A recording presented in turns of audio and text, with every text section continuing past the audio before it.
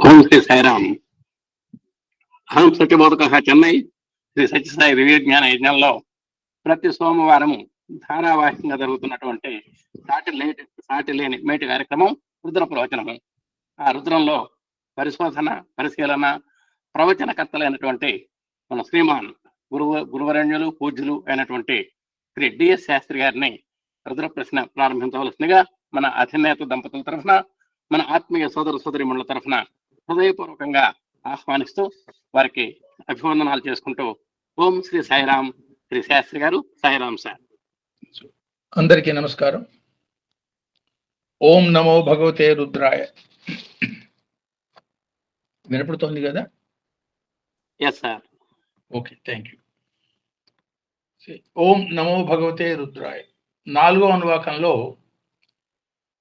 4-5 మంత్రాలు వ్రాతపతయే, గణపతయే, ఆ 2 మంత్రాలు మనం కంప్లీట్ చేసుకున్నాం. 6వ మంత్రం విరూపేభ్య విశ్వరూపేభ్యశ్చ ఓ నమః. ఇవన్నీ చాలా చిన్న చిన్న మంత్రాలు, 2 నామాలతో కూడిన మంత్రాలు. ఈ మంత్రంలో విరూప, విశ్వరూప అనే 2 నామాల్ని ఓ నమః అంటే అనేకత్వ పరంగా చెప్పటం అనేది ఇందులో, బహుళవచన పరంగా చెప్పటం అనేది ఇందులో మనం చూస్తాం. అటువంటి ఒక రూపం, ఒక విరూపం, ఒక విశ్వరూపం, అనేకానేక విశ్వాల్లో అనేకానేక సురూప విరూప పరమైనటువంటి, అంటే ఒక విశ్వం అని అంటలేదు మనం, అండకోటి బ్రహ్మాండ జనని అన్నట్టుగానే అనంతమైనటువంటి విశ్వాల్లో అనంతమైనటువంటి స్వరూప విరూపాల్లో ఉన్నటువంటి రుద్రతత్వాన్ని గురించి ఈ మంత్రం మనకి ఇండికేట్ చేస్తుంది. చాలా సూక్ష్మ, సింపుల్ అయినటువంటి పద విభజన.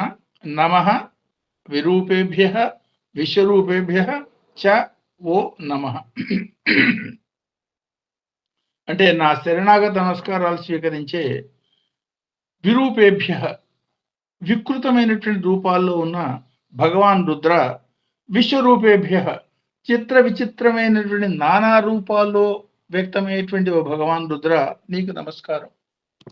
ఇందులో ద్రష్ట సాక్షాత్తు దూర్వాస మహర్షి, అంశ మహర్షి. ఒక అంశ సంపూర్ణత్వం కావాలి అంటే ఏ లక్షణం ఉండాలి అనే మాట ఇండికేట్ చేయడంగా దీన్ని తీసుకోవచ్చు. అంశకి సంపూర్ణత్వం పొందాలి అన్నప్పుడు విశ్వంలో ఏ భాగాన్ని నాది కాదు అనుకున్నా అసంపూర్ణమే కదా. కొంచెం ఆలోచించండి. విశ్వంలో ఈ అనంతమైన విశ్వమే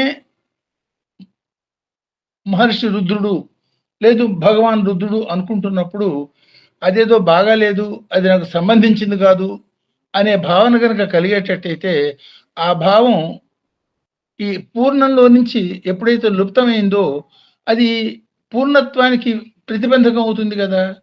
అంటే ఆ విశ్వరూపమే, విశ్వంలో ఉన్నటువంటి సమస్తమైనటువంటి రూపాలు కూడా రుద్రుడు భావాలే, రుద్రుడే అన్న భావాన్ని ముందు బలం చేసుకొని తర్వాత భావన ప్రాప్తి పొంది అనుభూతిలోకి తెచ్చుకుంటే తప్ప విశ్వం విష్ణు అన్నటువంటి విష్ణు సహస్రనామంలో ఉన్న మొదటి వాక్యాన్ని సాధకుడు అనుభూతం చేసుకోలేడు.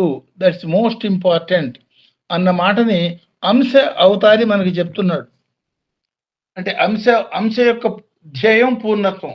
నాయన పూర్ణత్వం పొందాలి అనేటట్టయితే ఇది ఒకే ఒక మార్గం మనకి. నేను భగవంతుల్లోంచి బయటకు వచ్చిన అంశస్వరూపుణ్ణే.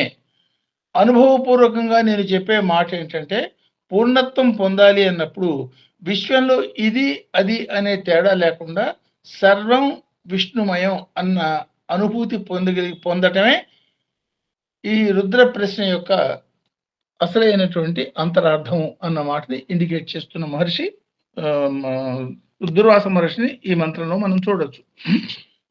దీనికి సాధారణమైన అర్థం చూస్తే, చిత్ర విచిత్రమైన సురూప విరూపాల్లో వ్యక్తమవుతున్న భగవాన్ రుద్ర, నీకు నా నమస్కారం. అనేక రూపాలు సహజంగా నిద్ర లేచిన దగ్గర నుంచి అనేక రూపాలని మనం అనేక రూపాలుగా చూస్తున్నాం. మొగని మొగంటాం, ఆడని ఆడంటాం, పెద్దని పెద్ద, చిన్న వస్తువు అని అనేక రకాలుగా చూస్తున్నాం. అనేక రకాలుగా ద్వంద్వ దృష్టితో చూస్తున్నటువంటి ఒక సూచన. ఆ చూపు ఎప్పుడైతే ఆయన యొక్క దర్శనం బ్రహ్మమయమైందో, ఆ సృష్టి ఎప్పుడైతే జ్ఞానంతో ఈ అనేకమైనటువంటి రూపాలను ఆయన చూశాడో, ఆ జ్ఞానంతో సర్వత్రా ఉన్నటువంటి ఏకత్వాన్ని దర్శించగలిగినప్పుడు ఆయన పొందిన అనుభూతిని ఈ మాదిరిగా మనతో పంచుకుంటున్నట్టుగా అనుకోవచ్చు. సో ఈ మంత్రంలో మనకి 2 ప్రత్యేకమైన అర్థాలు మనకు కనపడతాయి. దాన్ని విరూప విశ్వరూప అని ప్రకృత పురుష సంబంధంగాను, సుందరం అన్న స్వామి చేసిన వ్యాఖ్య పరంగాను ఈ మంత్రాన్ని మనం అన్వయం చేసుకోవచ్చు. సో ఈ మంత్రాలని మనం అన్వయం చేసుకునేటప్పుడు మొట్టమొదట మనం పాటించాల్సిన ఒక నియమం ఏమిటంటే, ఈ అనువాకం యొక్క మొదటి మంత్రం అయినటువంటి ఆ వ్యాధినేభ్యో వివిధ్యంతిభ్యశ్చ ఓ నమః, దానితో అనుసంధానం చేసుకున్నప్పుడే ఈ మంత్రం యొక్క అంతరార్థం మనకు తెలుస్తుంది. ఆ మొదటి మంత్రం యొక్క అర్థం ఏమనుకున్నాం? చిత్ర విచిత్రమైన రీతుల్లో అనూహ్యమైనటువంటి విధానంగా బాణ ప్రయోగాన్ని చేయగలిగిన సమర్థులైన భగవాన్ రుద్ర నీకు నమస్కారము. ఆ బాణాన్ని గురించి మనం ఏమనుకున్నాం? మన మనసులోంచి ఒక నూతన ఆలోచన కలిగింది, అది రుద్ర బాణమే. లేదు ఒక నూతన జీవి సృష్టిలో, అది అమీబా కానీ, లేదు ఒక అవతార పురుషుడు కానీ. సో అమీబా దగ్గర నుంచి ఒక అవతార పురుషుడు దాకా ఎత్తే సమస్తమైనటువంటి నూతన జన్మలకి కారణం ఏమిటాయంటే ఆ శివ సంకల్పమే, శివభావంలో బయటికి రావటమే. విశ్వం అంతా శివమయం కాబట్టి వీటిల్లో ఏది జరిగినా సరే అది రుద్ర బాణమే అంటున్నాం. కాబట్టి రుద్ర బాణాన్ని ఏ మాదిరిగా మనం అర్థం చేసుకోవాలి అనేది ఇది ఇండికేట్ చేస్తుంది. సో ఈ విరూపం, ఒకటికి విరూపం కలగటానికి కారణం కానీ, ఒకటి సుందర రూపం కలగటానికి కారణం కానీ, ఒకటి అమీబాగా జన్మ తీసుకోవడానికి కారణం కానీ, ఒకటి అవతార పురుషుగా జన్మ తీసుకోవడానికి కారణం కానీ, అది రుద్రబాణంతో వచ్చిందే. కాబట్టి వీటన్నిటి వెనకాల ఉన్నటువంటి రుద్ర సంకల్పానికి నా నమస్కారము. అంటే వీటన్నిటికీ కారణభూతమైంది ఒకే ఒకటి, ఆ పరాశక్తి లేదా పరబ్రహ్మ. దాని గురించే మనం మాట్లాడుతున్నాం. ఆ ఏకత్వం అంటే అఖండ అద్వైత తత్వాన్ని, రెండు అనేది లేదు అనే తత్వాన్ని ఈ మంత్రం చాలా సున్నితంగా మనకి ఇండికేట్ చేస్తుంది. సో అంటే దాని అర్థం ఏమన్నమాట? ఎవరెవరికి ఏ ఏ రూపాలు, ఏ జన్మలు, ఏ లోకాలు కావాలనేది రుద్ర సంకల్పానుసారం నిర్ణయం అవుతుంది. ఒకడు చాలా ధనవంతుడుగా పుట్టాడు, లేదు ఒకడు చాలా వికారిగా పుట్టాడు, లేదు చాలా అన్న సమృద్ధితో పుట్టాడు, లేదు ధన సమృద్ధితో పుట్టాడు, జ్ఞాన సమృద్ధితో పుట్టాడు, అవి లేకుండా పుట్టాడు. సో దేవలోకంలో పుట్టాడు, లేదా రాక్షస లోకంలో పుట్టాడు, మనుష్య లోకంలో పుట్టాడు. వీటన్నిటి వెనకాల ఉన్నటువంటి రుద్ర సంకల్పాన్ని సదా గుర్తుపెట్టుకోండి, మర్చిపోకండి. దాని ప్రకారమే ఈ విశ్వం అంతా నడుస్తుంది. సో అది ఒకటి అన్నప్పుడు ఎవరిని మనం తప్పు పట్టుకుంటాం? అంటే ఇండైరెక్ట్గా మనకి ఏం చెప్తాడు? విశ్వం అంతా ఒకే ఒక కారణం చేత, భగవంతు సంకల్పానుసారం కారణమైంది అనే ప్రకారం వస్తుంది అనే భావన దృఢపరచుకోవటమే అద్వైత దర్శనానికి నాంది. సో ఇది లేకుండా అద్వైతత్వం అనేది అనుభూతంలోకి రాదు. లేకపోతే మెట్ట వేదాంతం ఉంటాం, నోటితో మాట్లాడే మాటలు, దంత వేదాంతం, అవి అక్కడికి ఆగిపోకూడదు. ఈ పరంగా భగవాన్ సత్యసాయిబాబా మనకి ఇచ్చిన సూచన చూడండి. ధనవంతుణ్ణి మన లక్ష్మీనారాయణ స్వరూపంగా మనం భావించవచ్చు, చాలా గౌరవించవచ్చు, నమస్కారాలు చేయొచ్చు, ఆయనకి ఎప్పుడెప్పుడు ఆయన కనుచూపు మన మీద పడుతుందా అనే ప్రయత్నం చేయొచ్చు అని లక్ష్మీనారాయణ అవతారంగా మనం ఆయన భావించవచ్చు. ఒక దరిద్రుని కూడా ఏమంటాము? సో దరిద్ర నారాయణ అనే అంటాం. అంటే దరిద్ర నారాయణ కానివ్వండి, లక్ష్మీనారాయణ కానివ్వండి, ఇద్దరిలో ఉన్నటువంటి నారాయణత్వాన్నే, ఆ విశ్వవ్యాపకత్వమైనటువంటి నారాయణత్వాన్నే దాని మీదే నీ ధ్యేయం పెట్టు. వాళ్ళ కర్మానుసారం వచ్చినటువంటి లక్ష్మి లేదా దరిద్రానికి నీ ప్రాధాన్యత ఇవ్వము. ఒక దాని మీద నువ్వు దృష్టి పెట్టము. ఒక దానిలోంచి నేర్చుకోవాల్సింది మాత్రమే నేర్చుకో. ఏం చేయటం మూలంగా లక్ష్మీ సంపన్నత వస్తుంది, ఏం చేయటం మూలంగా ఈ దరిద్రత కలిగే అవకాశం ఉన్నది, ఆ రెండింటినీ తెలుసుకునేదానికి ఒక ప్రాక్టికల్ ఎక్స్పెరిమెంటల్ ప్లేస్గా ఈ లోకాన్ని కర్మ ఆధారితమైనటువంటి భూలోకాన్ని నీ ముందు ఉంచడం జరిగింది. సో డాష్ బోర్డు మీద కాపురం పెట్టేదానికి ప్రయత్నం చేయమక, బ్రిడ్జ్ మీద కాపురం పెట్టే ప్రయత్నం చేయమక. ఇది దాటిపోయే లోపల ఏ మాదిరిగా ఈ బ్రిడ్జ్ దాటిపోవాలో, దాటిపోయేటప్పుడు తెలుసుకోవాల్సిన జ్ఞానం తెలుసుకుని నువ్వు దాటిపోగలిగే దానికి ఏర్పాటైనటువంటి ఇది ఒక టెస్టింగ్ ప్లేస్. ప్రపంచం అనేది ఒక టెస్టింగ్ ప్లేస్ అన్న భావంతో నీ జీవితం. ఒక నిమిషం మాట్లాడచ్చా? ప్లీజ్. With your permission. మీకు ఏదో గొంతులో ఇబ్బంది, ఇవాళ గొంతు ఇబ్బందిగా ఉన్నట్టుంది ఇవాళ, మీకు ఎందుకునో.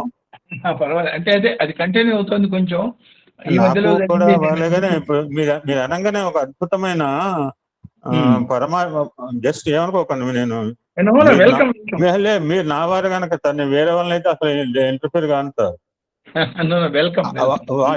చెప్పుకుంటాడు. ఎందుకంటే నేను విని మీరు కనుక నేను మై డియరెస్ట్ అండ్ నాకు మీరు చెప్పినప్పుడు ఎందుకంటే నేను అప్పుడప్పుడు కనీక నగర్ లో చూసినప్పుడు పిల్లలు అనుకుంటా వీళ్ళు ఇక్కడే పుట్టారేంటి ఎక్కడన్నా అంటే అంటే మానవ నైజం కదా సార్. నేను ఆ పిల్లల్ని చూస్తుంటా కనుక దీని గురించి ఈ మధ్య కాలంలో ఒక మెసేజ్ పెట్టాను సార్. కంచి పరమాచార్య దగ్గరికి ఒక భక్తుడు వస్తాడు, వచ్చి జన్మల పరంపర గురించి క్వశ్చన్ వేస్తే ఆయన ఏం పరమాచార్యుడు ఏం ఆన్సర్ ఇవ్వడు. ఇక్కడ నెక్స్ట్ డే మార్నింగ్ ఇక్కడ ఒక హాస్పిటల్ ఉంటుంది, హాస్పిటల్ ఒక రోజు గడిపి రాపో అని చెప్తాడు అంతే. సో మార్నింగ్ వెళ్ళి ఇక రాత్రి దాకా గడిపితే అక్కడ అది కూడా అది శిశు జనన హాస్పిటల్ అనమాట. శిశు జనన హాస్పిటల్ అయితే ఒకళ్ళకేమో ఒక పిల్లగాడు పుట్టంగానే కొంతమంది బొకేలు తీసుకొస్తున్నారు, యమ గ్రీటింగ్స్ చెప్తున్నారు. డాక్టర్ దగ్గరకు వచ్చేపు ఏమైందంటే వెళ్ళాడండి, డబ్బుల గురించి వెళ్ళాడు, వస్తాడు, వచ్చిన తర్వాత ఆపరేషన్ చేయండి అని ఇంకొక పేషెంట్ అంటున్నారు. ఒకళ్ళు అయితేనే బెడ్ కూడా లేదు, నేల మీద ముందు ఒక గర్భిణీ స్త్రీ, ఒక గర్భిణీ స్త్రీ అయితే లోపల కూడా పోలేదు, బయట బెల్ల మీదే ప్రసవం చేస్తున్నారు.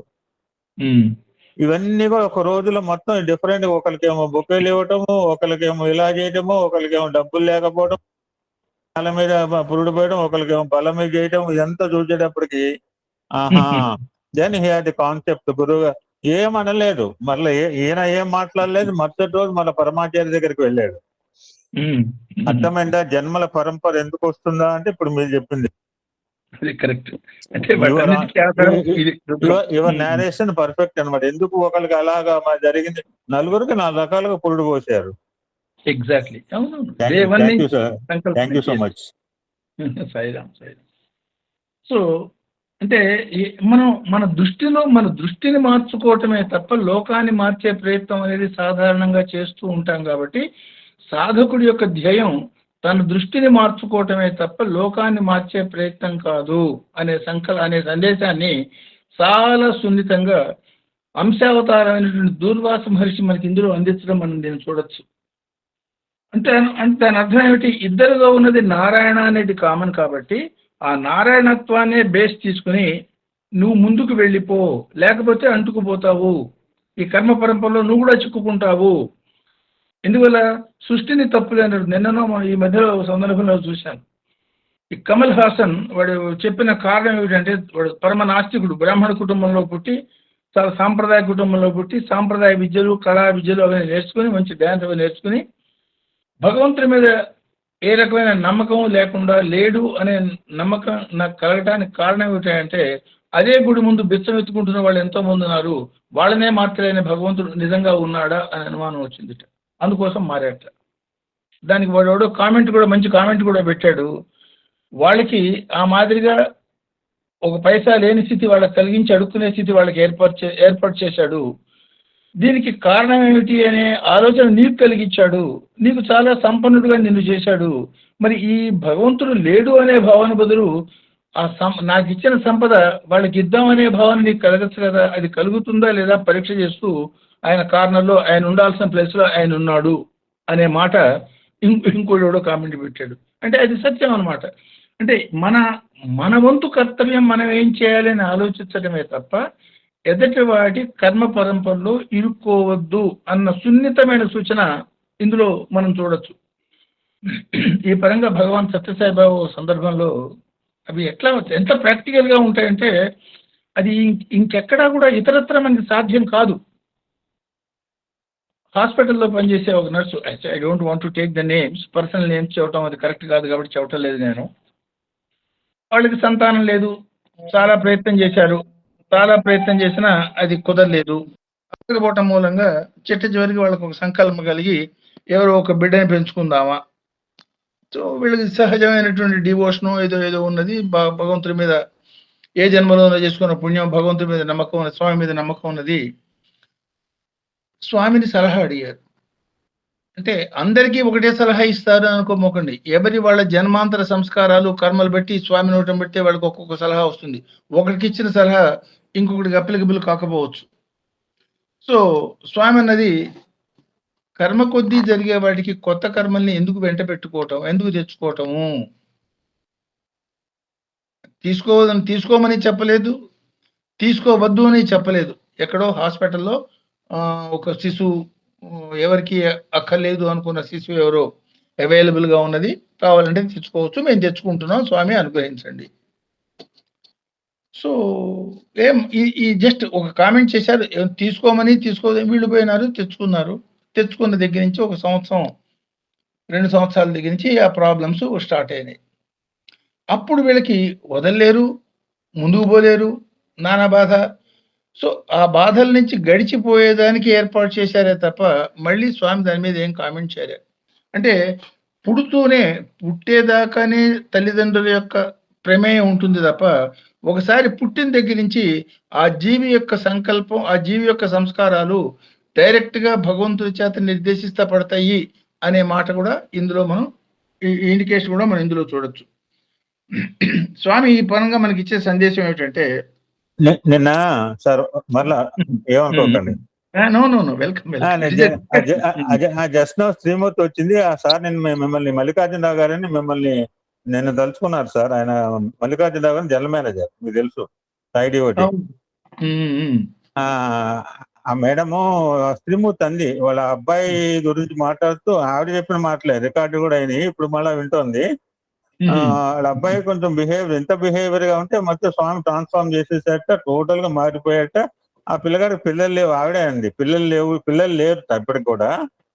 అంటే ఈవిడ అనుకుందా అనమాట. ఇప్పుడు ఆవిడ అంది ఏమనంటే, నేను కూడా పేరు చెప్పదలుచుకోలేదు మీలాగానే, ఆవిడ ఉంది.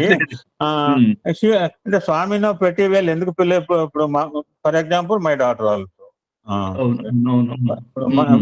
ఆవిడ అంది ఆ శ్రీమూర్తి, పిల్లలు అంటే అలాగా వ్యక్తిత్వంలో మార్పు చేసి ట్రాన్స్ఫార్మ్ చేసి ఒక మార్గదర్శకమైన జీవితం ఇచ్చిన స్వామికి పెట్టి పిల్లలు ఎందుకు లేరు అని ఆయనకు తెలుసు.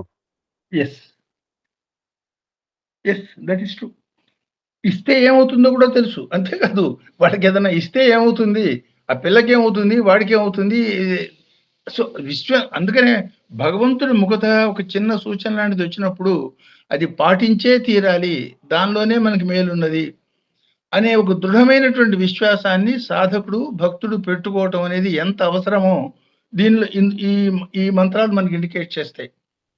అట్లాగే కిందసారి మనం పాదుకల పరంగా మనం చెప్పుకున్న సంఘటన, గోక గారి ఎక్స్పీరియన్స్ చెప్పి కొత్తగూడెంలో జరిగిన సంఘటన కొంచెం స్కిప్ చేసి, అందులో కూడా స్వామి చాలా ఇండికేట్ చేశారు. సో వీళ్ళు కనుక అయితే ఇవాళ ఈ మంత్రం కనుక పూర్తి అయితే అది కూడా ఒకసారి టచ్ చేసుకుందాం. సో స్వామి ఇందులో చూడండి, స్వామి యొక్క ఇందులో సందేశం మనకి చూడండి, ఇద్దరూ నారాయణ స్వరూపులే కాబట్టి సమానంగా చూడమని చెప్పారు. అంతేకాకుండా ఒక స్టెప్ ఫర్దర్ పోయి, సాధారణంగా ఇచ్చేవాడికి నేను ఇస్తున్నాను అనే భావన, పుచ్చుకునేవాడికి నేను పుచ్చుకుంటున్నాను అన్న కొంత న్యూన భావన కొంత ఉంటుంది. కాబట్టి ఏ పరిస్థితుల్లోనూ ఇచ్చేవాడి యొక్క అహంకారాన్ని పెంచుకోకుండా చూడటం అనేది మోస్ట్ ఇంపార్టెంట్ అని చెప్తూ, అతనికి అవసరం ఉంది, తీసుకునే దానికి రెడీగా దొరికాడు, భగవత్ సంకల్పానుసారం మీ ఇద్దరు అనుసంధానం అయినారు కాబట్టి నువ్వు ఇవ్వగలుగుతున్నావు, కానీ ఇచ్చేవాడి నువ్వా, పుచ్చుకునేవాడు అతను అనే భావంతో భగవంతుడి యొక్క ఇచ్చిన అవకాశం కాబట్టి థ్యాంక్స్ అనే అంటే కృతజ్ఞతాపూర్వకంగా నేను ఇవ్వటం అనే ఒక భావన అలవాటు చేసుకోకపోతే అది కూడా కర్మ కింద బంధించే అవకాశం ఉంటుంది. కాబట్టి జాగ్రత్త. ఇందులో ఎంత పరమ సూక్ష్మం స్వామి చెప్పారో చూడండి. ఇచ్చేటప్పుడు సహజంగా నేను ఇస్తున్నాను అనే భావన ఉంటుంది, ఆ నేనిస్తున్నాను అనే భావన కలిగి ఆ భావంతో కనుక అహంకారపూర్వకంగా ఇచ్చేటట్టయితే అందులో ప్రమాదం ఉన్నది. ఆయన తీసుకునేదానికి భగవంతుడు ఎవరినో పంపించాడు కాబట్టి నేను ఇస్తున్నాను, ఇస్తున్నాను కదా, ఇవ్వగలుగుతున్నాను అన్న కృతజ్ఞతా భావంతో మీరు ఇవ్వండి. లేకపోతే అది కర్మ అంటుకుంటుంది. అంటే కర్మ సుకౌశలం. గీతలో చెప్పినట్టు గీతాచార్యుడు చెప్పి 5000 సంవత్సరాల క్రితం చెప్పిన మాట కర్మ సుకౌశలం. ఎట్లా దాన్ని చేసుకోవాలనేది ఎంత సున్నితం. యాక్చువల్‌గా పువ్వు, రేకు విచ్చుకునే దానికన్నా సున్నితంగా స్వామి చెప్పటాన్ని మనం చూడొచ్చు. సో, ఇంకో మాట కూడా అన్నారు ఇందులోనే. సాధారణమైనటువంటి భావన, విశ్వవ్యాపితమైనటువంటి భావన. మనం సాధారణంగా చెప్పేది పూజ అంతా అయిపోయినాక సర్వదేవ నమస్కారం కేశవం ప్రతిగచ్చతి. ఉన్నది ఒకే ఒక పరమాత్మ. ఆ పరమాత్మకి ఎవరికి ఏ రూపంలో ఉన్న భగవంతుడికి, మానవుడికి, జంతువుకి, చెట్టుకి, పుట్టకి ఎవరికి చేసిన నమస్కారమైనా అది ఆ భగవంతుడైన కేశవుడికే చెందుతుంది అనే భావంతో మనం చేస్తాం.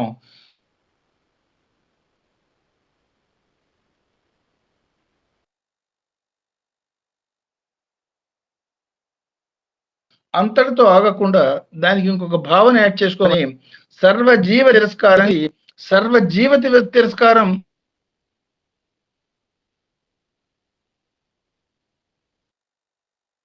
కేశవం ప్రతిగచ్చతి. ఏ జీవికి ఏ మాదిరి భావన, నెగిటివ్ భావనతో చూసినా కూడా అది కూడా భగవంతుడికి చేరుతుంది అన్న స్పృహతో ఉండగలిగినప్పుడు మాత్రమే సమత్వం సాధ్యమవుతుంది. లేకపోతే మమత్వం అంటుకుని దాని మూలంగా జన్మ పరంపరలో చిక్కుకుంటావు. అట్లా చిక్కుకున్న అనేకమైనటువంటి జీవులే విశ్వరూపాల్లో, విరూపాల్లో, సురూపాల్లో కనపడుతున్నాయి అన్న స్పృహ నీకు ఎప్పటికప్పుడు కనిపించేదానికే 3 గంటల సినిమాకి డబ్బులు ఇచ్చి నానా కష్టపడి ఆ ఇరుకులో కూర్చుని సినిమా చూసి ఆనందించా ఉంటున్నాం. ఈ అనంతమైన విషయం ఒక సినిమా థియేటర్ లాగా చూడగలిగేటట్టయితే ఎన్ని రకాల సిచ్యుయేషన్స్, సీనరీస్ మనకి కనపడతాయి. దీనిలోంచి మనం నేర్చుకోవాల్సింది నేర్చుకుంటున్నామా?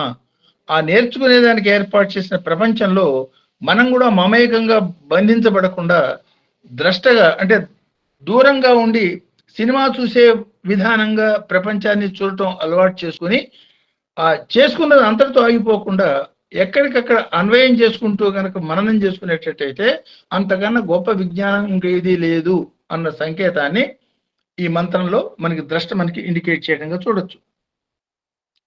సో విశ్వరూప విరూపాన్ని అందుకనే ప్రకృతి పురుషతత్వంలో దీన్ని మనం అన్వయం చేసుకున్నప్పుడు ఆ భావంతో ఇది వివిధంతిశ్చ చిత్ర విచిత్రమైన విధానాలుగా బాణం వేసే విలుకాడు వేసిన బాణాలు అన్న పరమైనటువంటి అన్వయంతో ఈ ప్రకృతి పురుష పరంగా దీన్ని మనం చూసేటట్టయితేనే ఆహ్లాద అనాహ్లాద అనే 2 ద్వంద్వాల్ని సమానంగా మనం చూడగలుగుతాము. అంటే గీతలో చెప్పిన దానికి కానీ లేదు పండితానాం సమదర్శన అనే ఒక కార్యక్రమం కనపడుతుంది. వీటన్నిటికీ కూడా ఆధారభూతమైనటువంటి వేదమంత్రం ఏదయ్యా అంటే ఇదేమో అని అనిపిస్తుంది. అంటే ఈ మంత్ర భావననే ఇతర రూపాల్లో మనకి చెప్పటంగా అనుకోవచ్చు. ఇప్పుడు ఫర్ ఎగ్జాంపుల్ దీన్నే ఇప్పుడు సాధారణంగా లోకం యొక్క రివాజ్ ఏమిటి? లోకంలో మనం గౌరవించేది ఈవెన్ స్వామి దగ్గర కూడా ప్రత్యేకమైనటువంటి అధికార పొజిషన్స్ తో వచ్చిన వాళ్ళు, లేకపోతే ఇంకొకళ్ళు, లేకపోతే మినిస్టర్లు గౌరవించబట్టం మనం చూస్తూ మనకి సందేహాలు కలుగుతాయి.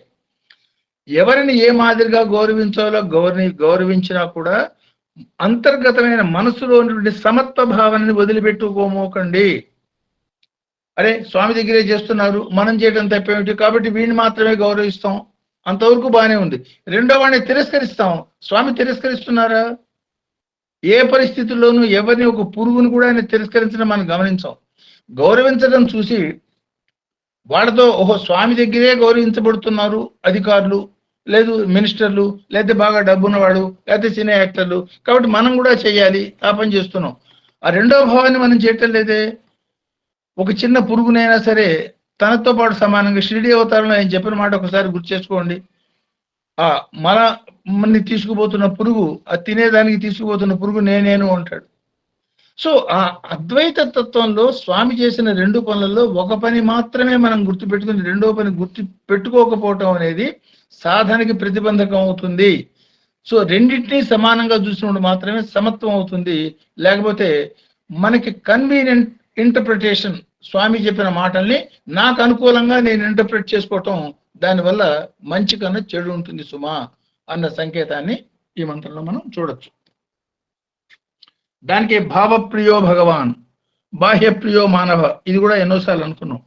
సో బాహ్యం చూసి గౌరవించడం అనేది మానవ లక్షణం అయ్యేటట్టయితే, అంతర్గత జన్మాంతర సంస్కారాల పరంగా వాడి చుట్టూతో ఉన్నటువంటి జ్యోతిర్మయత్వం, నిన్న అనుకున్నాం కళలు, 16 కళలు, 12 కళలు, 10 కళలు, 4 కళలు, 6 కళలు, ఈ కళలన్నీ ఎక్కడి నుంచి వచ్చినాయి? వాడి జన్మాంతర సంస్కారాలు బట్టి వచ్చినాయి. సో ఆ కళల్ని చూసి ఆ భగవంతుడు వాడిని దగ్గరికి తీయటం, దూరం తీయటం అనే దాని పరంగా కూడా దీన్ని అన్వయం చేసుకోవచ్చు.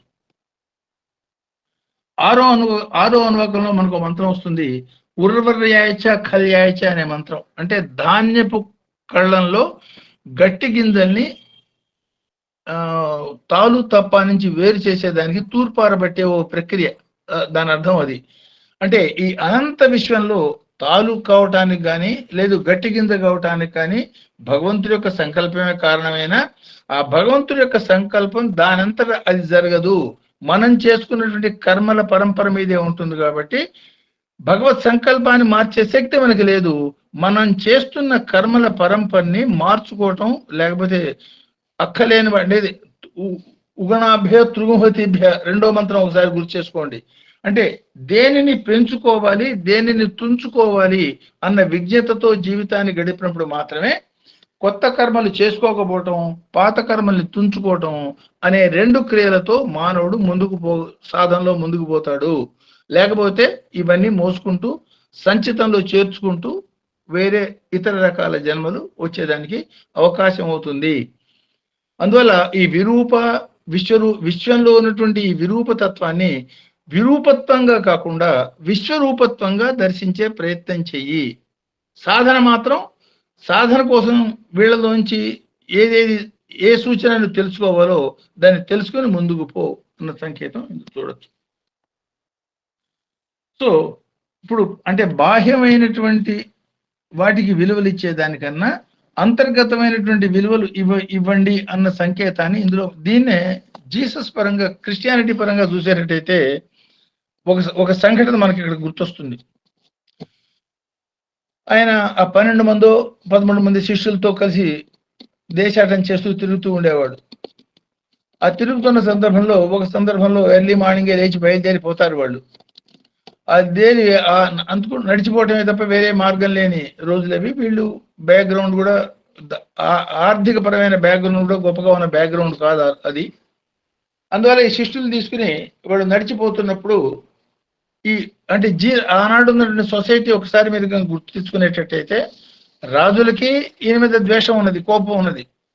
అట్లాగే ఈ మత పెద్దలను ఎవరైతే అనుకుంటామో, మతం వాళ్ళ చేతుల్లోనే ఉంది, వాళ్ళు చెప్పినట్టే వినాలి అని భావించే ఛాందస మతవాదులు ఎవరైతే ఉన్నారో వాళ్ళు కూడా జీసస్ని చాలా తీవ్రంగా హేట్ చేస్తున్నారు. ఎందువల్ల ఇతను ప్రజలందరినీ ప్రభావితం చేస్తున్నాడు. ప్రజల్ని ఆల్మోస్ట్ కట్టు బానిసల్లాగా వాళ్ళ కనుసన్నల్లో తిప్పుకుంటూ ఉన్నటువంటి ఈ మత ఛాందసులకి కొంత బాధ కలుగుతోంది. ఎక్కడ తప్పు దొరుకుతుందా పట్టుకుందాం అనే ఉద్దేశంతో వాళ్ళు ప్రయత్నం చేస్తున్న సందర్భంలో ఈ జీసస్ శిష్యులతో కలిసిపోతున్న ఒక సంఘటనలో వాళ్ళు మధ్యాహ్నం అవుతుంది, వీళ్ళు ఇంకా నడుస్తూనే ఉంటారు. ఈ ఆకలేసిన వాళ్ళు, అంటే వాళ్ళ మొహం కడుక్కోవడం అవి కూడా జరగని ఆ స్థితిలో దోవలో చీరల్లో ఉన్న కంకులేవు దొరికితే తింటారు వీళ్ళు. దాన్ని గమనించిన మత పెద్దలు జీసస్తో ఆర్గ్యుమెంట్కి వస్తారు. ఏంటి, శుచి, శౌచము, మంచి చెడ్డ, ఈ నియమాలు నియమబద్ధనలు పాటించకపోవటం, ఈ పాయింట్లో ఆయన ఓడిద్దామని ఆయనతో ఆర్గ్యుమెంట్కి వచ్చి, నీ ముఖ్యమైన శిష్యులే కనీసం మొహం కూడా కడుక్కోకుండా ఆ దోవలో అనేవి తింటున్నారు, దీన్ని నువ్వేమంటావు, ఇది తప్పా కాదా అంటే ఆయన చెప్పిన మాట, లోపలికి పోయే వాటికన్నా లోపల నుంచి బయటకు వచ్చే వాటికి ఎక్కువ ప్రాధాన్యత ఇవ్వాల్సి ఉంటుంది, అది గుర్తుపెట్టుకోండి అంటాడు. అంటే లోపలికి పోవటం అంటే అశుచిగా ఉన్న ముఖంతో తినటం రైటు అని ఆయన చెప్పలే. లోపలికి తినటం తీసుకున్న విధానాన్ని మాత్రమే మీరు పట్టించుకుంటున్నారు. కానీ లోపల నుంచి బయటకు వచ్చే మాటలు వీరున్నంత వరకు అవతల వాడిని ఎట్లా ఇబ్బంది పెట్టాలి అనే భావంతో మాట్లాడుతున్న మీ మాటలు లోపల నుంచి బయటకు వస్తున్నాయి. ఆ బయటకు వచ్చే మాటలు లోపలికి పోయినటువంటి తీసుకుని తినేదానికి తిన్న పదార్థం కన్నా కూడా ఎక్కువ ప్రభావితం చేస్తాయి. మాట గుర్తుపెట్టుకోండి. ఆ మాట వాళ్ళకి అర్థమై ఒకసారి దండం పెట్టి నోరు మూసుకుని ఏం మాట్లాడకుండా ఉండిపోతారు. అంటే బహిర్గతంగా మనం చేసే ప్రక్రియలు కొంతవరకు సమాజాన్ని ఇన్ఫ్లుయెన్స్ చేయగలగచ్చు గాక అంతర్గతమైనటువంటి భావనల ప్రకారమే భగవంతుడు నీకు వీడియో ఇవ్వడం జరుగుతుంది అన్న సంకేతాన్ని కూడా ఈ మంత్రం మనకి ఇండైరెక్ట్ గా ఇండికేట్. దాన్నే బాహ్యప్రియో మానవ భావప్రియో భగవాన్ అన్న పరమైనటువంటి అన్వయంగా అది. సో ఇది భగవంతుడి యొక్క విశ్వరూప దర్శనంగా కూడా మనం భావించవచ్చు. ఏమిటి? విశ్వ విరాట్ దర్శనం. కృష్ణుడు అర్జునుడికి ఇచ్చిన దర్శనం ఒకసారి గుర్తు చేసుకోండి.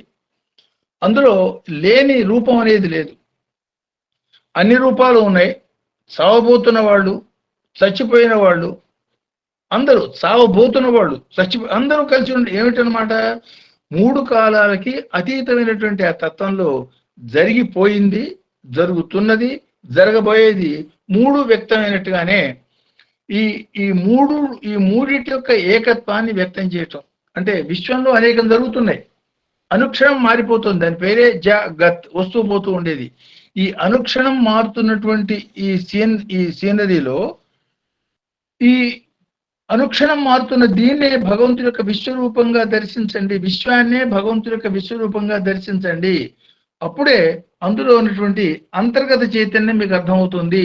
దీన్నే వేదాలు అనేక రూపాల్లో ఘోషించినయి అన్న సంకేతాన్ని ఇందులో చూడొచ్చు.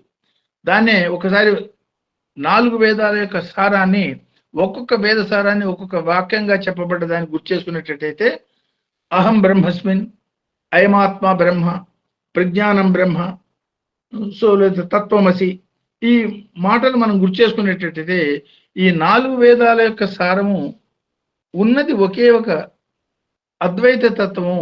దాన్ని జ్ఞానంతో అనుభవించేసుకోవాల్సిందే తప్ప ఇంకే మాదిరిగాను సాధ్యం కాదు అన్నది మనకు అర్థమవుతుంది. దాన్నే గీతలో కృష్ణుడు చెప్పింది, హృద్దేశో అర్జున తిష్టతి, ఈశ్వర సర్వభూతానాం హృద్దేశో అర్జున తిష్టతి. ఆ మాదిరి అన్వయం అవుతుంది. స్వామి ఈ అవతారంలో చెప్పనమాట, ఉన్నదంతా ఒకే ఒకటి. ఒక్క మాటలో చెప్పాలంటే ఉన్నదంతా ఒకే ఒకటి, అదే ఆత్మ అన్నారు.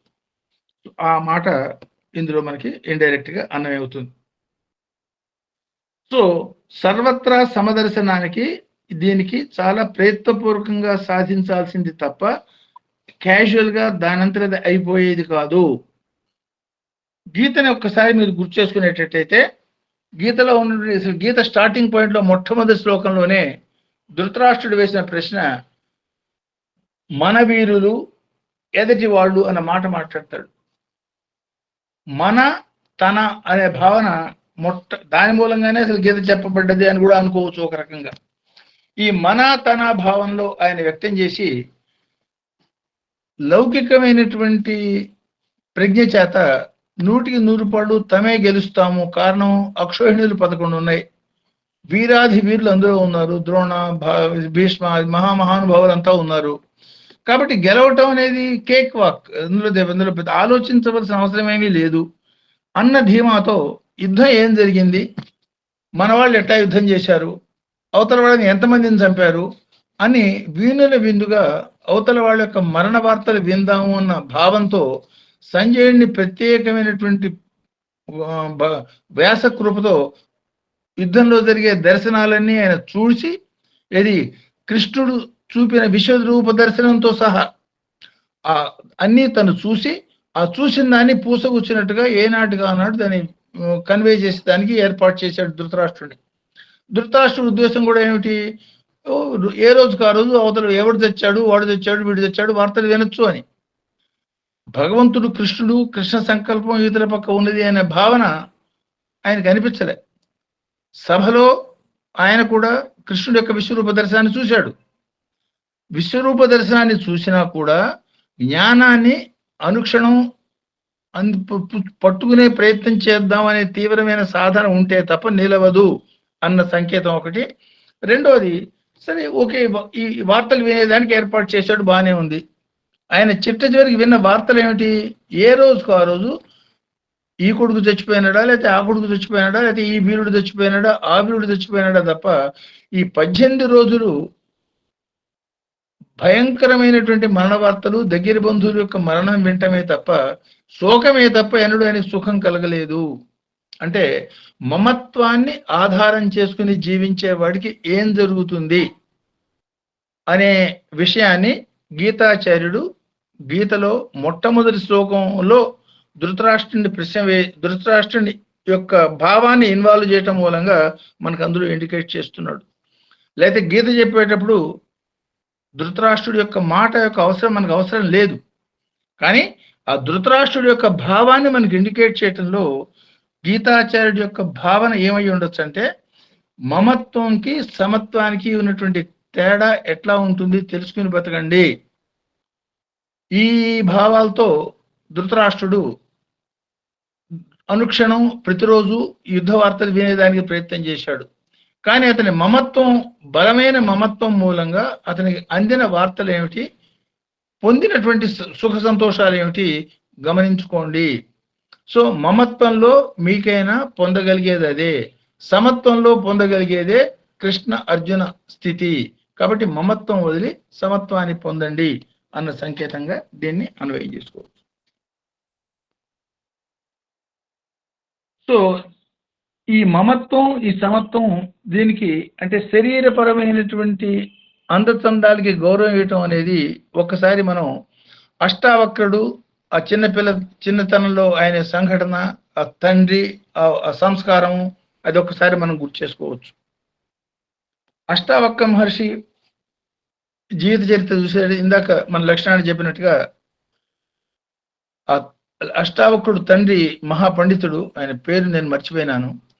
ఆ మహాపండితుడైన అష్టావక్రుడు తండ్రి వేదాధ్యయనము, జ్ఞానము, దాని మీదనే కించిత్ అహంకారం ఉండొచ్చు.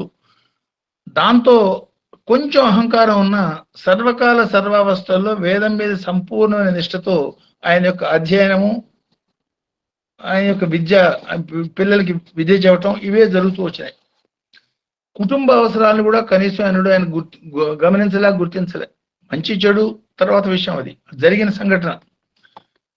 భార్య ఒకరోజు ప్రసవం రోజులు దగ్గరికి వచ్చినాయి, కనీసం నెత్తి మీద పెట్టేదానికి ఆముదం కూడా లేని స్థితి.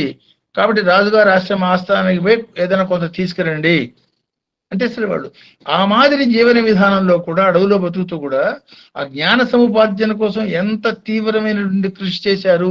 అసలు ఆనాడు ఉన్నటువంటి సొసైటీ ఏమై ఉంటుంది, అది తలుచుకుంటేనే మనకి చాలా ఆశ్చర్యం అనిపిస్తుంది. సరే, ఆయనకున్నది వేదన, పాండిత్యం ఉన్నది మాత్రమే ఉన్నది. సరే, ఈ పాండిత్యంతో పోయి తన యొక్క పాండిత్యాన్ని ప్రదర్శించి తన యొక్క అవసరాలు చెప్పి రాజుగారి దగ్గర తీసుకొద్దామని పోతాడు. అందులో వరుణుడి కొడుకోడు చాలా గొప్ప పండితుడు ఉంటాడు. సో అతనితో వాదం వస్తుంది. ఆ వాదంలో పోటీ ఏమిటి, ఎవరు ఓడిపోతే వాడిని నీళ్లలో ముంచేయటం. ఆ వాదంలో ఈయన ఓడిపోతాడు. ఈయన పోయింది కాస్త డబ్బు సంపాదించి కొంచెం డబ్బుతో, లేతే ఒక ఆవో లేతే ఒక దూడో పట్టుకొస్తే దాంతో పాటు తన కుటుంబ పోషణకు సరిపోతుంది, లేదా పిల్లవాడు జన్మ ఇచ్చేదానికి అవకాశం వస్తుంది. అక్కడికి పోయి ఓడిపోయి అందులో చనిపోతాడు. అది బ్యాక్గ్రౌండ్ చూడండి. సో ఇది ఒక సంఘటన అయ్యేటట్టయితే, ఈ కడుపుతో ఉన్న పిల్లవాడి యొక్క సంస్కారం, వాడి జన్మాంతర సంస్కారం చూడండి. ఈ తండ్రి పిల్లలకి పాఠం బోధిస్తున్నప్పుడు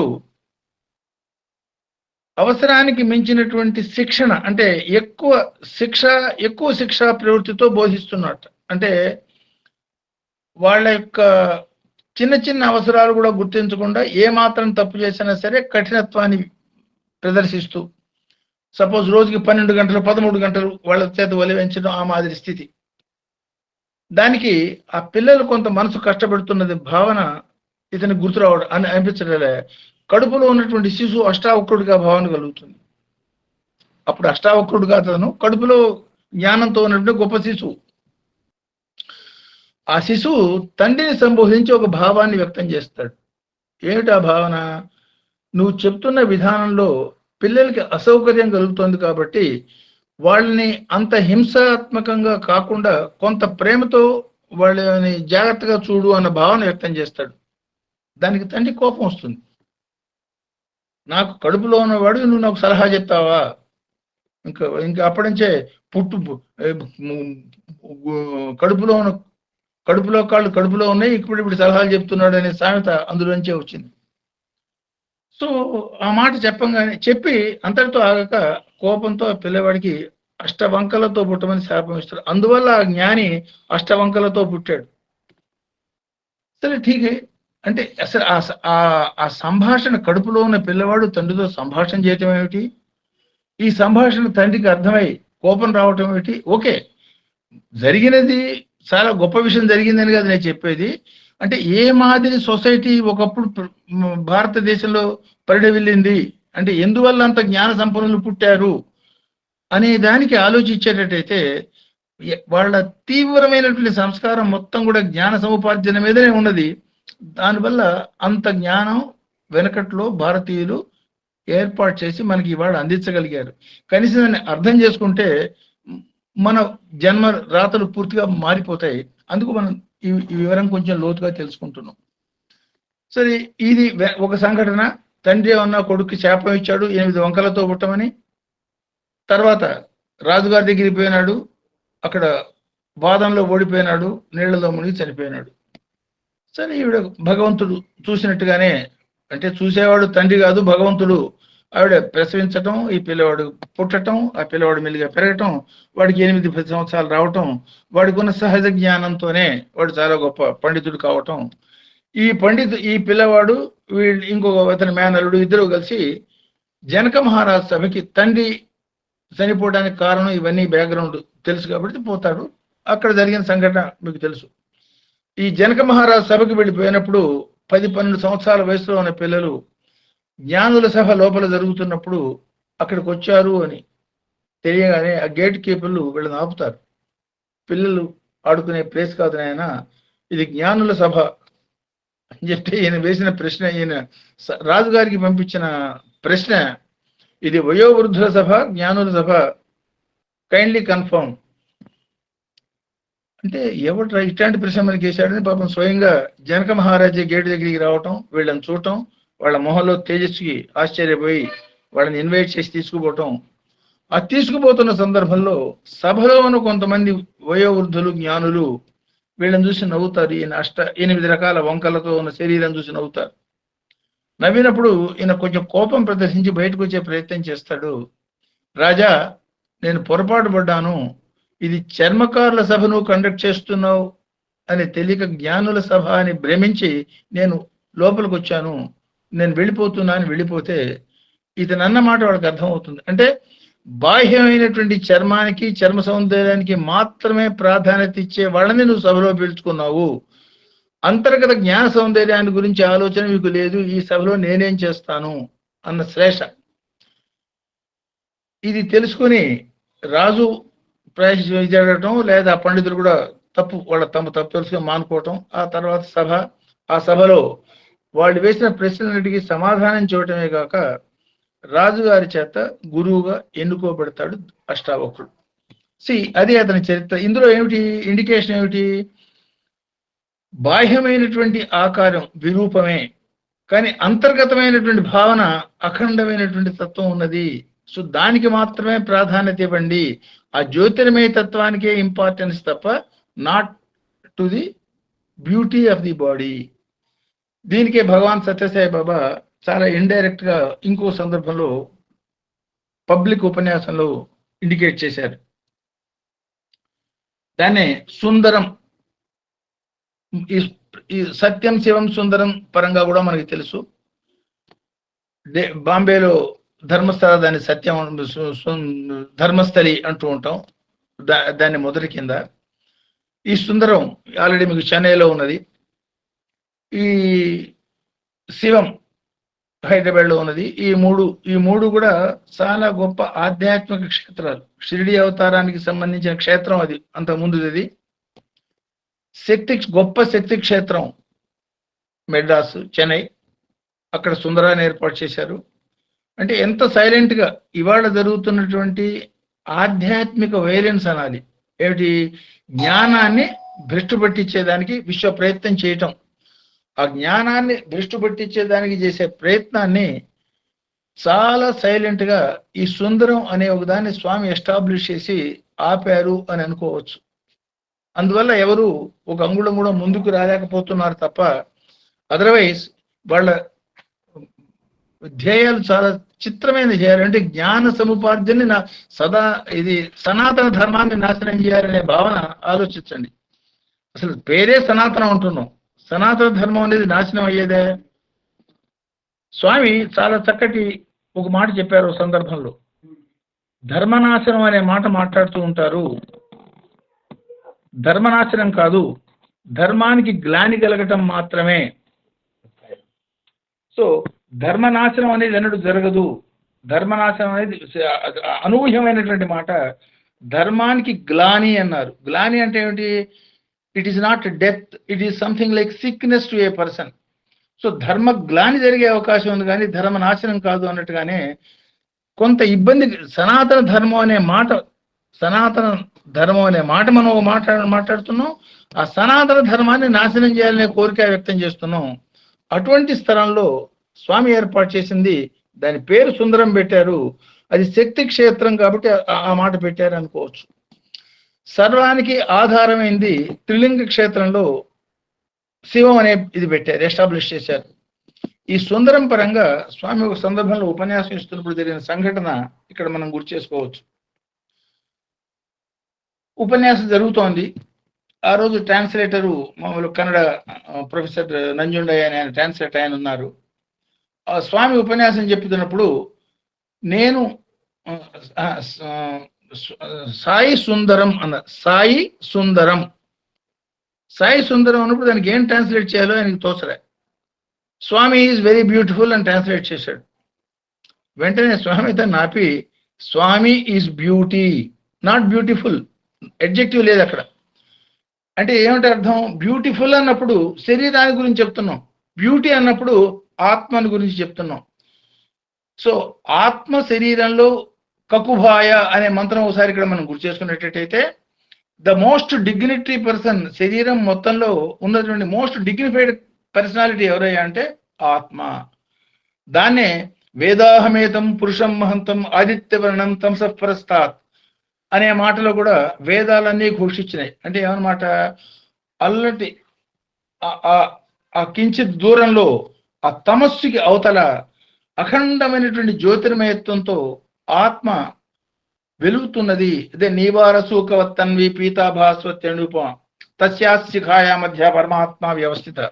సో ఆ వెలుగుతున్నటువంటి వెలుగులో చిట్ట చివర ఆ పరమాత్మ యొక్క జ్యోతిర్మయత్వాన్ని గమనించండి అనే మాట మనం చూడొచ్చు. దాన్ని గురించి చెప్పటం, దాన్ని సుందరం అంటున్నాం.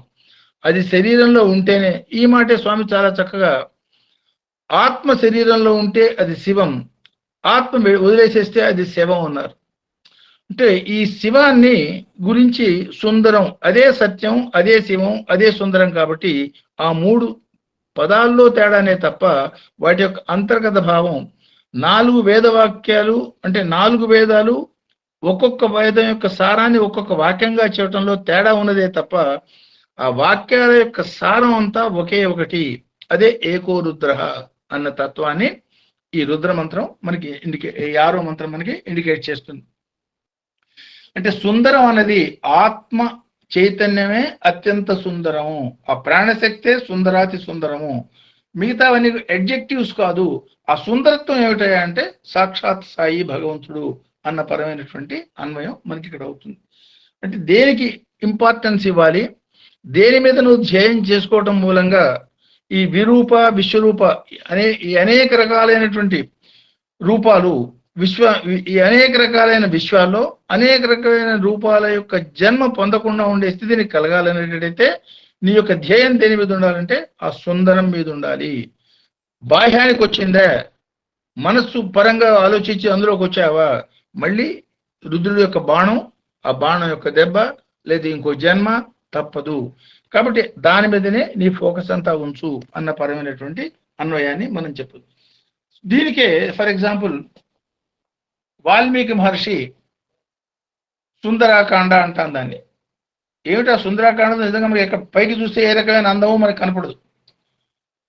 కపి సుందరం ఉన్నాడు, భాష సుందరం ఉన్నాడు, అంత సుందరం ఏమిటి నిజంగా అందులో చూస్తే మనకి ఆ సంఘటన మనం చూస్తే కొన్ని జుగుప్సాకరమైనటువంటి సంఘటనలు కూడా మనకు అందులో కనపడతాయి. రావణుడి యొక్క అంతఃపురంలో మిగతా స్త్రీలు అనేక రకాల అర్ధనగ్న, సెమీనగ్న భావాలు, రకరకాల స్థితుల్లో నిద్రపోతున్న, పడుకున్న, తాగి పడున్న రకరకాల స్త్రీలని హనుమంతుడు చూడటం జరుగుతుంది. అక్కడ అత్యంత సుందరమైన స్త్రీలు వాళ్ళు. వీళ్ళెవరినీ కూడా ఆయన సుందరం అనలే. ఎవరు? వాల్మీకి మహర్షి. అఖండమైన సౌందర్యవంతమైన స్త్రీలు అర్ధనగ్నంగా ఉన్నారనే మాట అన్నారు తప్ప వాళ్ళని ఎవరిని సుందరం అనే మాట ఉపయోగించి మాట్లాడలేదు. రామాయణాన్ని గురించి, ఆ కాండని గురించి, హనుమంతుడిని గురించి, ఆ తత్వాన్ని గురించి సుందరం అంటాడు తప్ప శారీరకమైనటువంటి అందమైన భంగిమలకి సుందరం అనే మాట ఆయన వాడకపోవటం కూడా మనం ఇక్కడ గమనించవచ్చు. అంటే సుందరత్వం అనేది ఆ జ్ఞానత్వమే సుందరత్వం, ఆ భగవతత్వమే సుందరత్వం. అదే మన ధ్యేయం కావాలి, లౌకికమైనటువంటి శారీరక సౌందర్యం కాదు అన్న మాటని ఈ మంత్రం మనకి ధృవీకరిస్తుంది. అంటే ధ్యేయం దేని మీద పెడతాం? సాధారణమైన లౌకిక ప్రపంచం అంతా బాహ్యమైన దృష్టి ఉంటుంది కాబట్టి ఈ బాహ్య దృష్టితో ఉన్నావా పునరభిమానం, పునర్విజనం చక్రంలో ఇరుక్కుంటావు.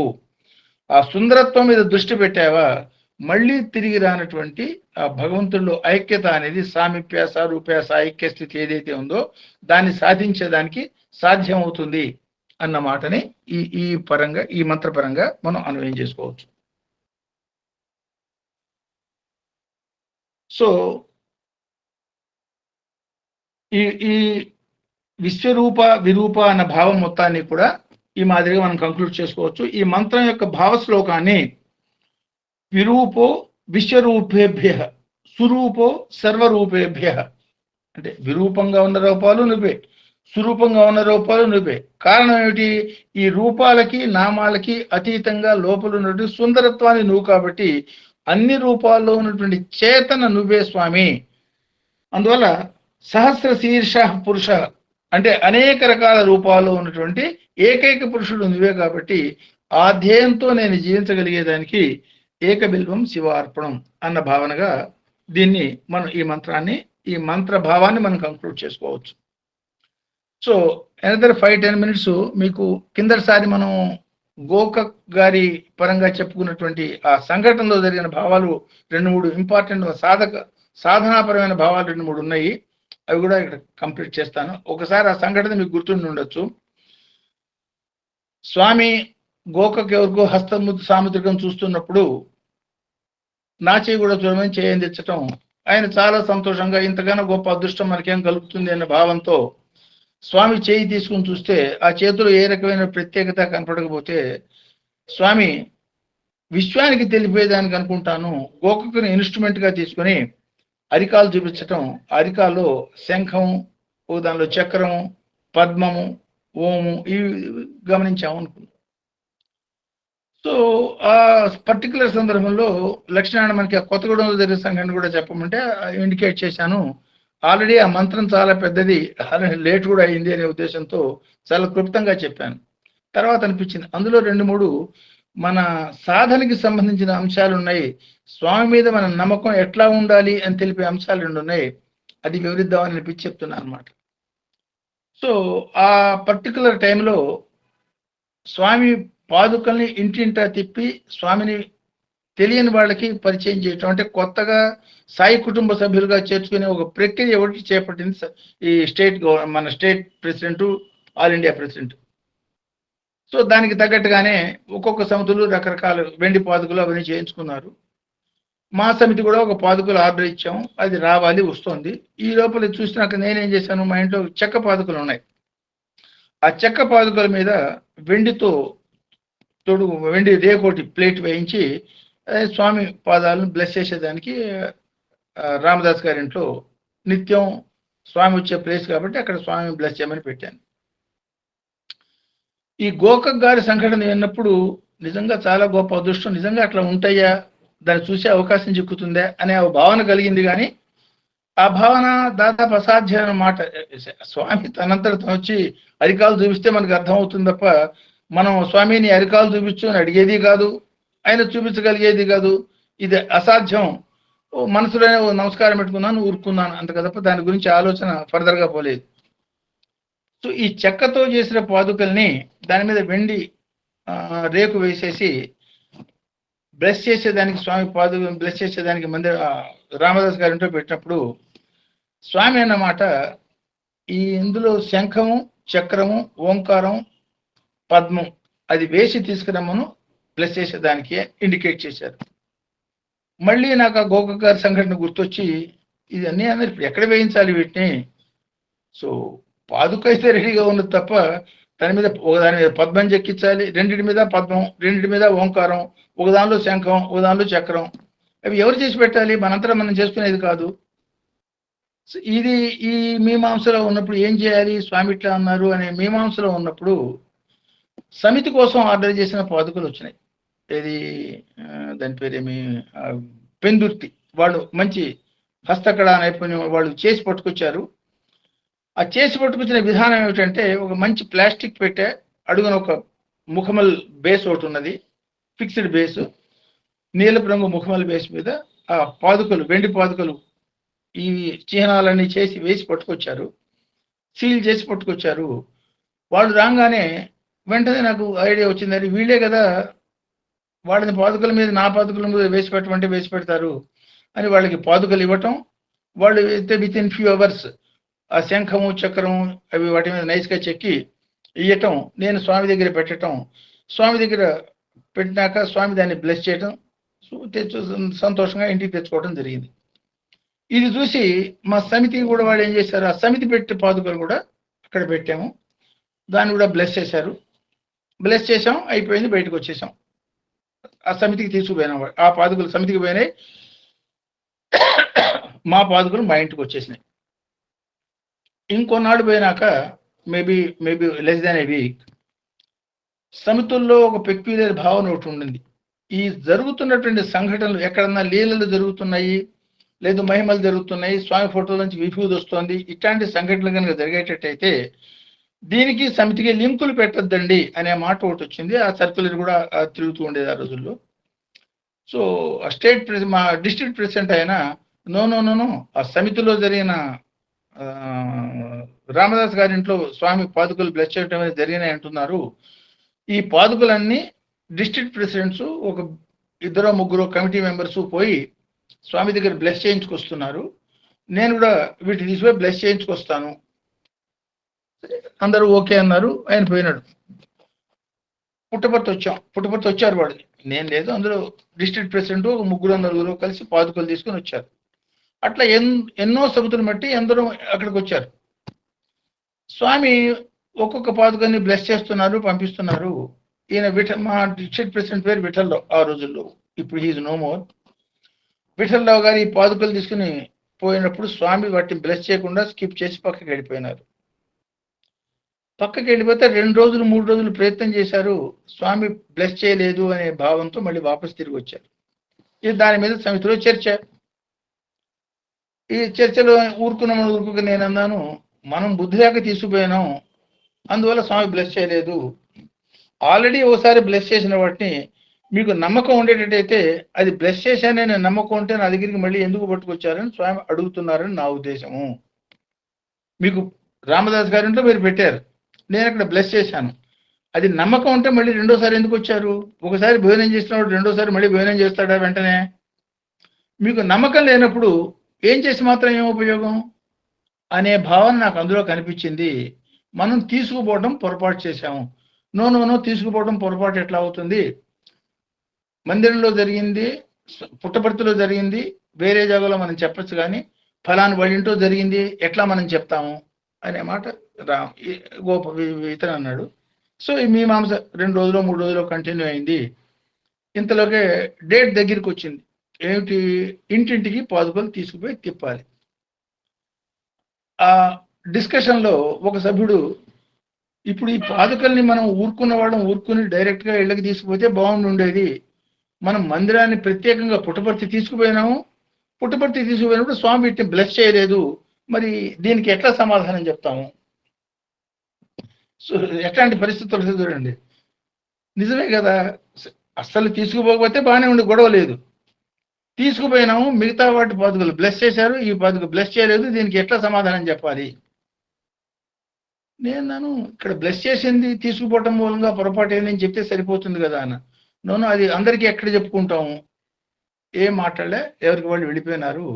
అప్పుడు ఇక గత్యంత లేని పరిస్థితిలో నలుగురం సమితి సభ్యులు మళ్ళీ స్వామి ఒక సంకటమైన పరిస్థితి వచ్చింది, నువ్వు తప్ప మాకేమి దిక్కు లేదు, ఇది మాకు నమ్మకం లేక ఇక్కడ పెట్టడం కాదు, ఈ పాదుకలు ఇవాళ నుంచి దాదాపు 2-3 నెలల పాటు ఇంటింటికి పోతున్నాయి, ఎవరెవరి మనసుల్లో ఏ రకమైన భావాలు కలుగుతాయో, ఏ మాదిరి సమాధానం మేము చెప్పాలో తెలియని స్థితిలో తప్పు మాటలు మేము చెప్పకూడదు. అందుకని మాకు మీరు బ్లెస్ చేసి దానికి ఏదైనా నిదర్శనం మాకు చూపిస్తేనే ఇది మేము చెప్పగలుగుతాము. దయ ఉంచి అనుమానంతో కాదు, అందరికీ తెలియపరిచేదానికి చేస్తున్నాం, దయ ఉంచి అనుగ్రహించండి అని ప్రార్థన చేసి దండం పెట్టి అక్కడ పెట్టి వెళ్ళిపోయాను. మేము ఆఫీస్కి వెళ్ళిపోయాను. ఆఫీస్కి వెళ్ళిన పావు గంటకి మెసేజ్ వచ్చింది, స్వామి బ్లెస్ చేశారు రండి చూడండి అని. ఆ బ్లెస్ చేసిన విధానం చూస్తే అది మీకు ఈ పార్ట్ ఎక్స్ప్లెయిన్ చేశాను. ఏమిటి, అడుగునే ఉన్న అందమైన నీలపు ముఖములు గుడ్డు ఉన్నది, దాని మీద పాదుకలు ఉన్నాయి, ఒక్కొక్క పాదుక మీద 1/2 ఇంచ్ థిక్ విభూది ఒక లేయర్ లాగా ఏర్పడింది. ఒక్క బొట్టు విభూది కూడా ఆ ముఖముల గుడ్డ మీద పడలే, అంచుదాకా ఉన్నది. అసలు బతుకున్న ఏ మానవుడు కూడా విభూదిని ఆ మాదిరిగా అరేంజ్ చేయలేరు. సీల్ చేసినట్టే ఉన్నాయి, ప్లాస్టిక్ పెట్టే మొత్తం సీల్ చేసి ఉన్నది. ఈ విభూది మొత్తం మీద పాదుకల యొక్క అంటే స్వామి పాదుక యొక్క ముద్ర, అంటే వేలి ముద్ర మనం సింకుతో వేస్తే ఏ మాదిరిగా అందులో ఉన్నటువంటి అన్ని వరవళ్ళు పడతాయో ఆ మాదిరిగా స్వామి యొక్క పాద ముద్రలు అందులో ఉన్నాయి.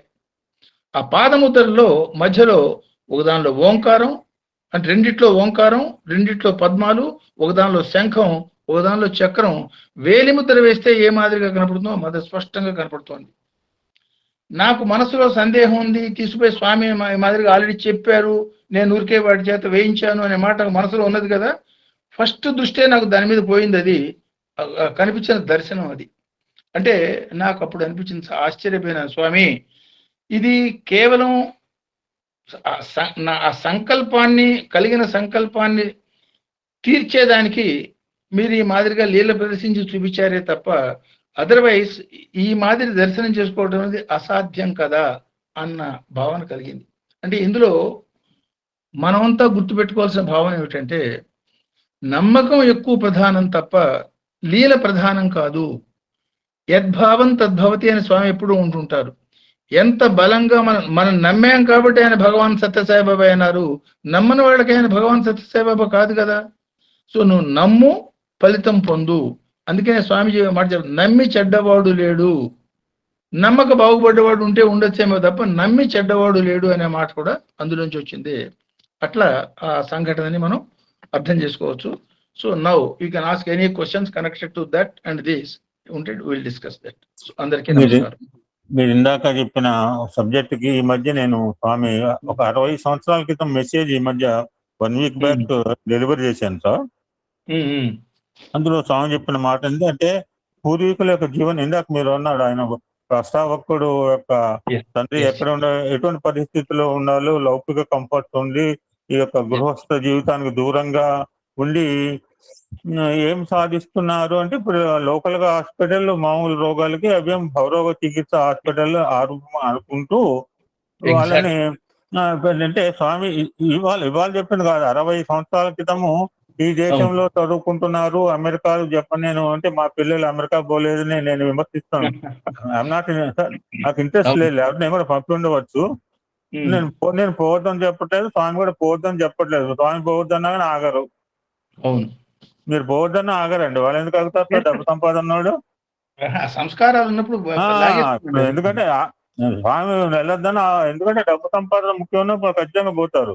సో వీళ్ళని అంటే ఈ మీరు అన్నారు కుహనాబాదులు ఇప్పుడు వీళ్ళనేమో సంసారానికి దూరంగా ఉంటున్నారు, away from the society, away from the this ఉండి వీఆర్ పుటింగ్ యాజ్ సెల్ఫిష్ అని ముద్ర వేసినప్పుడు వాళ్ళకేం స్వార్థం ఉన్నది?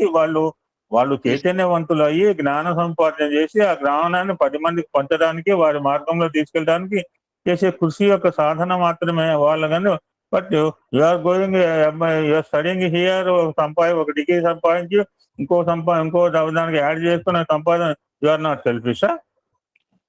నువ్వు తోటపడు కాదా? వాళ్ళకి ఏదో ఇప్పుడు సంసార జీవితానికి దూరంగా ఇక్కడ కుటుంబంలో ఉండకుండా, సమాజంలో ఉండకుండా ఎక్కడికో జంగల్ పోయాడు, లేదా హిమాలయాలు పోయాడు, ఏదో you're putting them as selfish fellows అన్నప్పుడు, నువ్వు ఇక్కడ దేశంలో చదివి ఈ విద్యను తీసుకుపోయి అక్కడ అమ్ముకుంటూ డబ్బులు యూఆర్ నాట్ సెల్ఫిషా? ఇది 60 సంవత్సరాల క్రితం. ఈ మధ్య నేను 1 వీక్ బ్యాక్ సత్సంగంలో స్వామి చెప్పాను, మీరు ఎందాకన్నా చూసారు, ప్రస్తావక చూడండి, ఎక్కడో అవే ఫ్రమ్ ద సంసారం దూరంగా ఉండి అక్కడ సుఖాలు ఉన్నాయా, భౌతిక సుఖాలు ఉన్నాయా, వైగుండా ఆలోచించకుండా జ్ఞాన సంపాదన చేసుకుంటూ ఆయన ఆ జ్ఞానాన్ని కొంతమంది శిష్యులు పంచుతారు. పంచే విధానంలో ఇక్కడ సబ్జెక్ట్ ఏంటంటే, వాళ్ళని స్వార్థపరులు అన్నప్పుడు వీళ్ళు కూడా స్వార్థపరులు అవుతారని స్వామి అద్భుతంగా చెప్పారు సార్.